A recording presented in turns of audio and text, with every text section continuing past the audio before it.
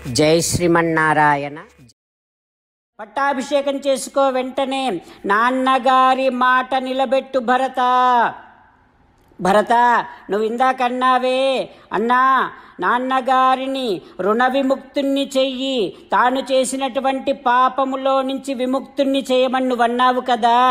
భరత, నువ్వు పట్టాభిషేకం చేసుకొని నేను చెయ్యాల్సినటువంటి పని నువ్వు చెయ్యి. నాన్నగారిని పాపము నుండి రుణము నుండి నువ్వు విముక్తుణ్ణి చెయ్యి. భరత, నువ్వు ఇందాకన్నావే అమ్మ మీద పడినటువంటి నిందను తొలగించమని, నువ్వు వెనక్కి వెళ్ళి పట్టాభిషేకం చేస్తూ అమ్మను సంతోషపెట్టు, అది చాలు, నింద దానంతటదే తొలగిపోతుంది భరత అంటూ శ్రీరామచంద్రుడు భరతుడికి మళ్ళీ హితోక్తులన్నీ చెబుతూ ఉన్నాడు. రకరకాలైనటువంటి కారణాలను కూడా భరతుడికి చూపిస్తూ ఉన్నాడు రామభద్రుడు. రామచంద్రుడు భరతునితో అంటూ ఉన్నాడు, భరత, ఒకనాడు గయుడు గయలో పితృయాగము చేశాడు. ఆ గయలో పితృయాగము చేసినప్పుడు గయుడు చెప్పినటువంటి మాట నీకు చెబుతున్నాను, విను. ఏమన్నాడో తెలుసునా? పున్నాంనో నరకాతి యస్మాత్ పితరం త్రాయతే సుతః తస్మాత్ పుత్ర ఇతి ప్రోక్తః. అంటే తండ్రిని ఏ కుమారుడైతే పుత్ అనేటటువంటి పేరు కలిగినటువంటి నరకము నుండి కాపాడుతాడో వాడినే పుత్రుడు అని అంటారు అని గయుడు చెప్పాడు గయలో. ఓ భరత, గుణవంతులు, చాలా బాగా చదువుకున్నటువంటి కొడుకులు నాకు చాలామంది ఉండాలి, కావాలి అని ప్రతి తండ్రి కోరుకుంటాడు. అయితే వారిలో ఏ ఒక్కడైనా గయకు వెళ్ళి పితృయాగము చేస్తాడు కదా అనేటటువంటి ఆశతో తండ్రి అంతమంది కొడుకులు కావాలి అని కోరుకుంటూ ఉంటారు. కనుక నువ్వు ఇప్పుడేం చేస్తావంటే, భరత, మనం నలుగురం కదా, మరి నాన్నగారికి నువ్వు ఆ బాధ్యతను నిర్వహించు. నువ్వు మన తండ్రి గారిని నరకములో పడకుండా కాపాడాలి. అందుకనే నువ్వు వెనక్కి వెళ్ళి రాజ్యపాలన చెయ్యి. అయోధ్యాం గచ్చ భరత, నువ్వు అయోధ్యకు వెళ్ళు, అందరినీ తీసుకొని వెళ్ళి నువ్వు రాజ్యపాలన చెయ్యి. హో రాజన్, భరత, రాజా అంటూ భరతుణ్ణి సంబోధిస్తూ ఉన్నాడు రామచంద్రుడు. అంటూ ఉన్నాడు, రాజా, ఇక నేను కూడా ఏమాత్రము ఆలస్యం చేయకుండా దండకారణ్యములో ప్రవేక్ష్యే దండకారణ్యంలో ప్రవేశిస్తా. నువ్వేమో అయోధ్యకు వెళ్ళి రాజువుకా. నువ్వు అయోధ్యకు రాజువైతే నేను వన్యానాం అహమపి రాజరాన్ మృగానాం, ఇక్కడ ఉండేటటువంటి మునులందరినీ నేను కాపాడుకుంటూ మృగాలను కూడా కాపాడుతూ ఉంటాను. ఓ భరత, శ్వేతఛత్రమనేటటువంటి గొడుగు నీకు నీడనిస్తే ఈ అడవిలో ఉండేటటువంటి చెట్లు నాకు నీడనిస్తాయి. భరత, నీకు శత్రుఘ్నుడు తోడుగా ఉన్నాడు, నాకేమో లక్ష్మణుడు తోడుగా ఉన్నాడు. ఈ రకంగా చత్వారః తనయ వరావయం, మనము నలుగురము కలిసి మన నాన్నగారి మాట నిలబెడదాం భరత అని రాముడు భరతుణ్ణి సమాధానపరుస్తూ ఉన్నాడు.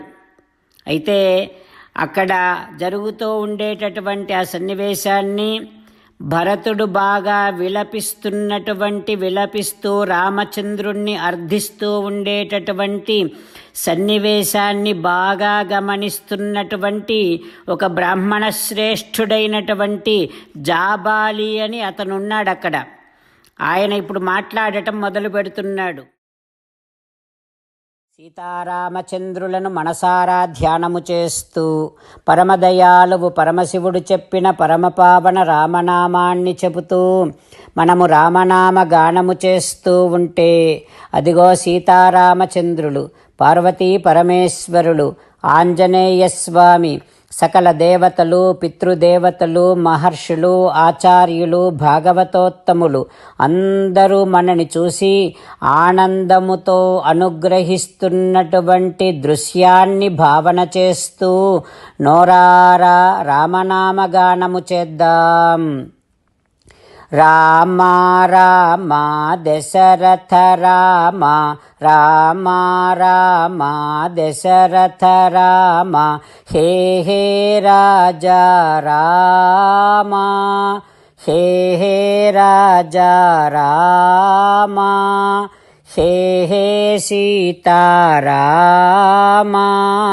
హే హే సీతారామ. జై శ్రీమన్నారాయణ. భక్తులకు ప్రత్యేకమైనటువంటి విజ్ఞాపన.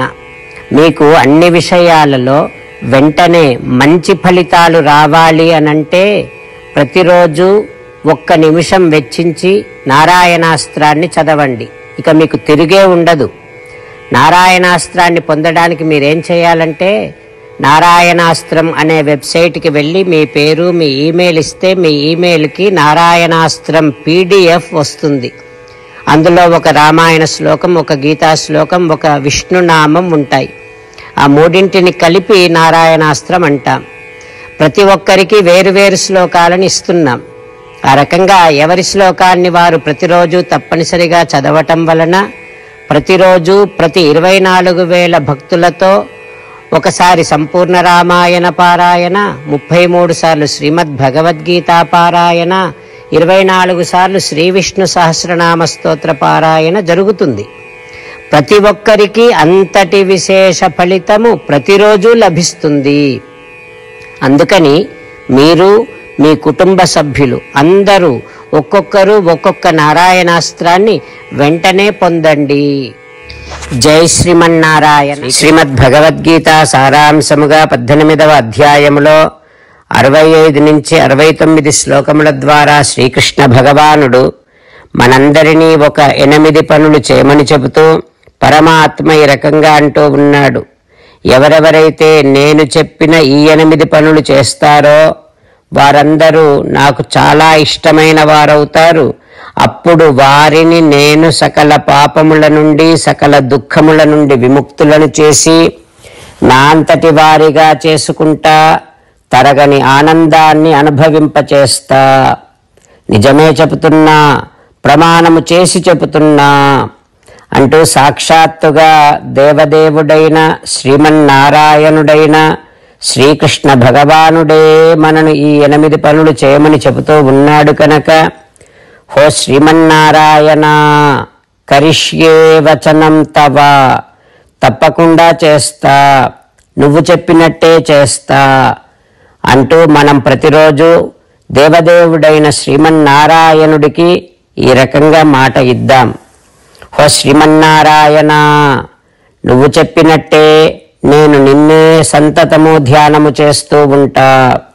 హో శ్రీమన్నారాయణ, నువ్వు చెప్పినట్టే నేను నీ భక్తుడిగానే ఉంటా. హో శ్రీమన్నారాయణ, నువ్వు చెయ్యమన్నట్టే నేను నా విధులను, కర్తవ్యాలను నీ సేవగా, నీ తృప్తి కోసమనే సక్రమంగా నిర్వర్తిస్తూ ఉంటా. హో శ్రీమన్నారాయణ, నువ్వు చెప్పినట్టే నేను నీవాడిని అనే మహావిశ్వాసాన్ని సంతతము కలిగి ఉంటూ నా హృదయములో నీకే నమస్కరిస్తూ ఉంటా.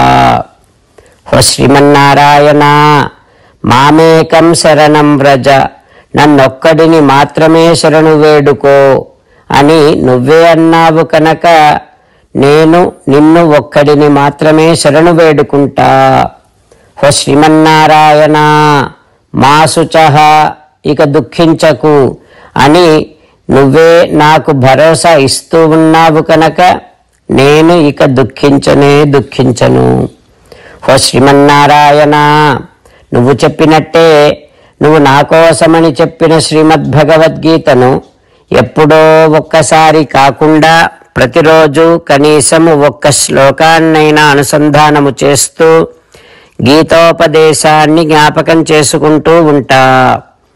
హో శ్రీమన్నారాయణ, నువ్వు చెప్పినట్టే నువ్వందరి కోసమని చెప్పిన శ్రీమద్భగవద్గీతను తెలియని భక్తులందరికీ తెలియచేసే నా వంతు ప్రయత్నాన్ని నిరంతరము కొనసాగిస్తూనే ఉంటా. ఓ శ్రీమన్నారాయణ, నేను నువ్వు చెప్పినట్టే చేస్తా, నీకు నచ్చినట్టే ప్రవర్తిస్తా, నీకోసమే పని చేస్తూ ఉంటా. కరిష్యే వచనం తవ. సర్వం శ్రీకృష్ణార్పణమస్తు. జై శ్రీమన్నారాయణ.